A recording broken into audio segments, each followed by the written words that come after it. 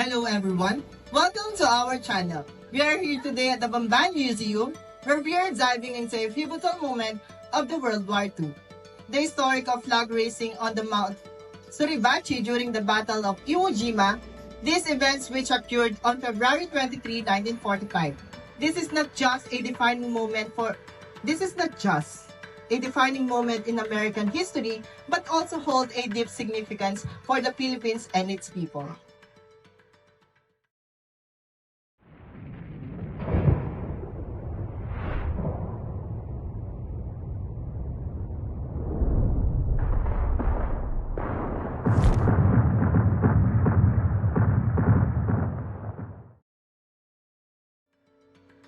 That's right, Marlon.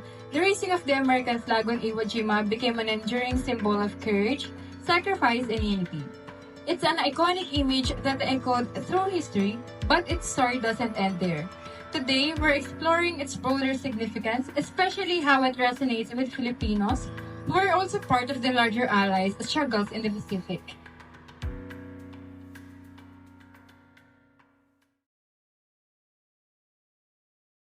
Battles of Iwo Jima was one of the fiercest and most decisive battles of World War II.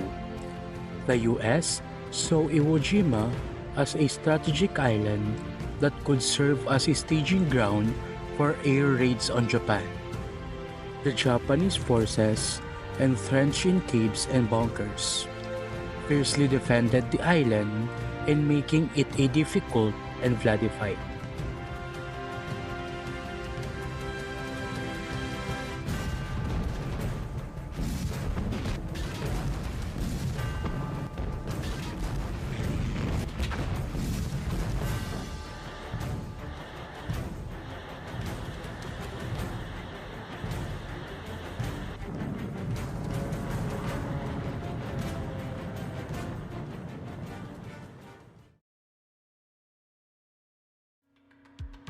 By February 23, 1945, after days of intense combat, American Marines finally reached the summit of Mount Suribachi, where they raised the US flag.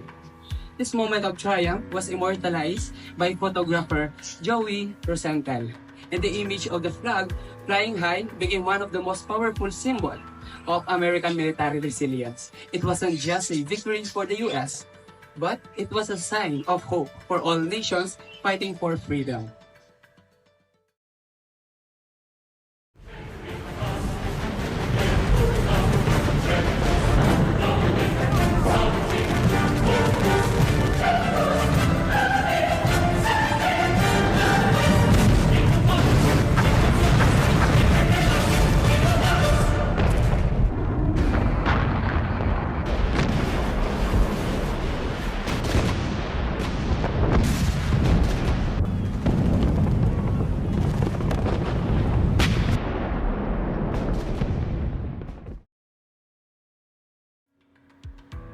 Though the flag raising happened on a distant island, its impact stretched far beyond Iwo Jima. Here in the Philippines, the battle holds a special place in our hearts. Filipinos fought side by side with the American forces in the Pacific Theater, enduring their own brutal struggle to liberate the Philippines from Japanese occupation. The victory at Iwo Jima wasn't an isolated event. It was part of a large Allied effort to defeat the Japanese and liberate the nations they had occupied, including the Philippines. For us, it represents not just the bravery of American forces, but also the shared sacrifices of Filipino soldiers who stood together with their American counterpart, fighting for freedom and justice.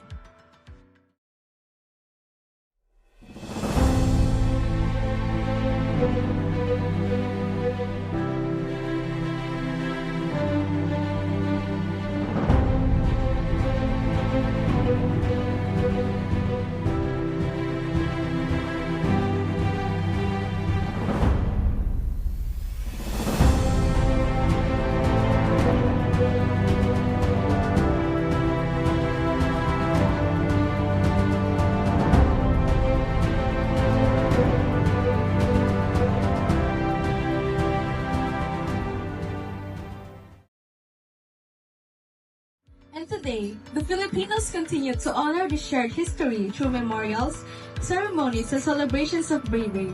While the flag raising on Mount Suribachi is an iconic American moment, its significance transcends national borders.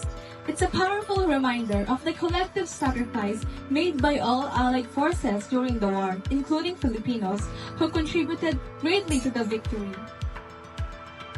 As we reflect on this historic moment, let's also remember the unsung heroes. The Filipino whose bravery and sacrifice played a crucial role in securing freedom across the Pacific. The victory at Iwo Jima was just one part of the larger struggle that united people from all walks of life in their fight for liberty. Studying history is important to comprehend the events that occurred and their impact on our lives today. History offers lessons that help us avoid repeating past mistakes. Through studying history, we learn to appreciate our culture and the heroes who fought for progress for the benefit of our nation. For me, studying history is crucial because it allows us to understand how our world got to where it is today.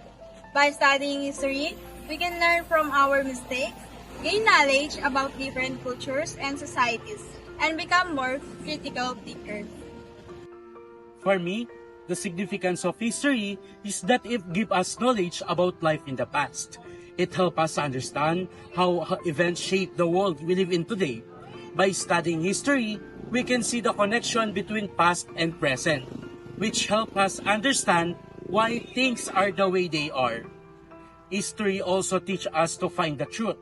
Through evidence and facts, we discover what really happened. This helps us avoid false beliefs and give us the wisdom to make better decisions in the future. In short, history is a guide that helps us learn from the past, understand the present, and prepare for the future. History is significant for many reasons. It helps us learn about the past and make a bridge for the future. By learning our history, we are also learning about our identity and our origins. The past is filled with choices that greatly affects our future, and with history, it helps us learn from the past mistakes and to create a better choice for our future. History is like a map that shows where we've been, helping us understand how we got to where we are. It teaches us lessons from the past so we can make better choices from the future. Thank you for being with us. This is Marlon. This is Christian. This is Erolyn. This is Shiena. This is Iyha. This is Edzel. This is Jhomer. Signing off from the Bamban Museum. See you next time! Bye-bye!